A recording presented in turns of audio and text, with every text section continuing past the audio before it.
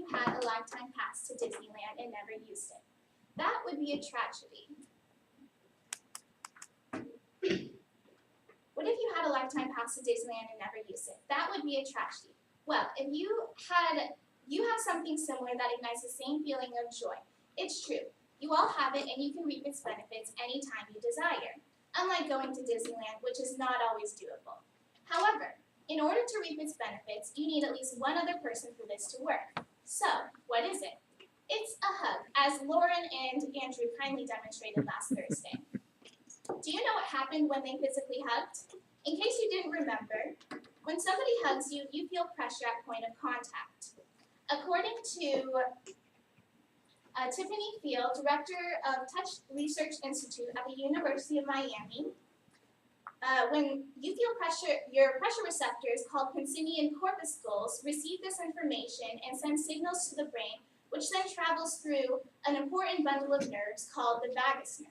The vagus nerve branches to several internal organs and is responsible for reducing your blood pressure.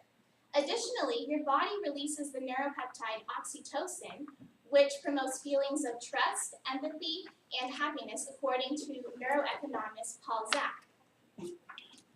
I would postulate that there is a lack of genuine interaction in society. Perhaps the most glaring sign of this is the myriad of social networking sites which contribute to the lack of actual social interaction.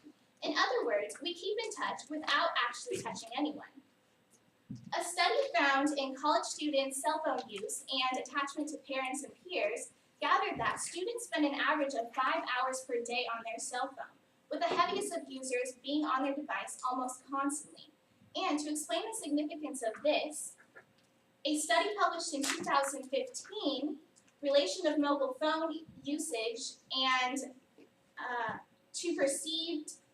relation of mobile phone addiction to perceived social support and subjective well-being, proved that mobile phone addiction among college students is correlated to low perception of social support and subjective well-being. There is a clear issue, but there is a solution. Hugging is one of the easiest ways to improve your mental health, your physical health, and your relationship with others.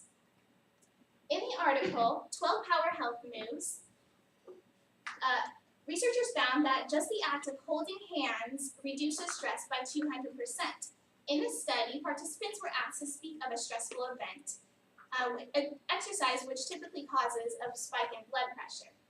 Results showed that the blood pressure for participants speaking of a stressful event while holding their spouse's hand was half that of participants not holding anyone's hand.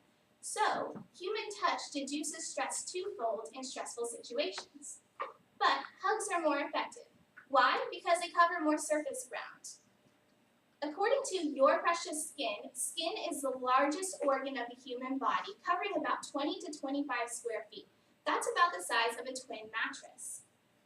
Now, listen to this story illustrating the power of a hug from Daily Mail in 2015.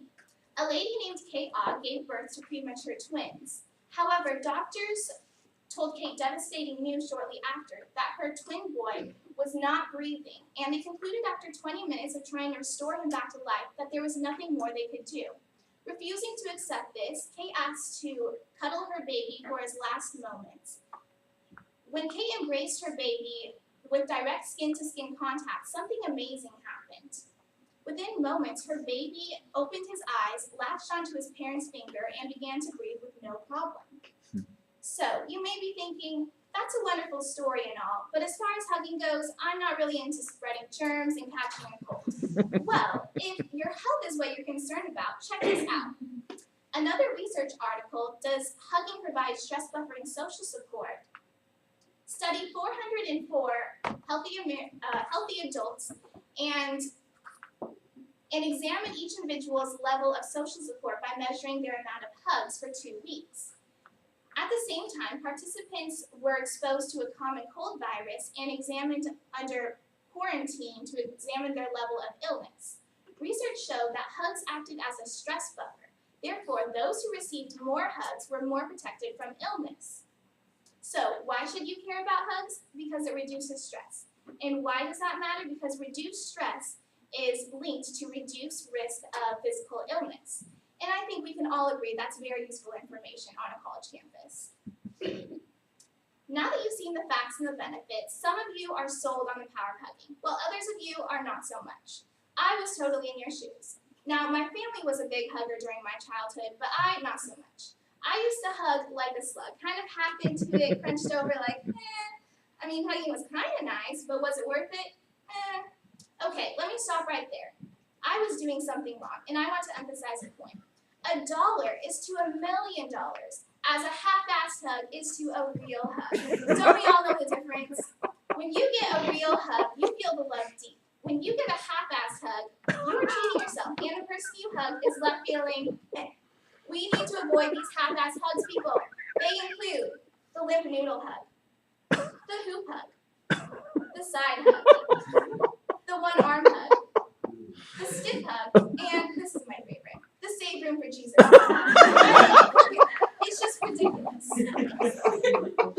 meaningful hug is the clearest way to communicate the message of love and to change your daily interactions, because it makes someone feel valued, encourages trust, and establishes better relationships. Hugging, although it may seem insignificant, it's powerful beyond belief, and it's easy to do, and everyone can do it. So, how do we educate others about the incredible benefits of hugging to inspire a more loving community? It should all start here at Pepperdine, at ground level, specifically in first-year seminar classes.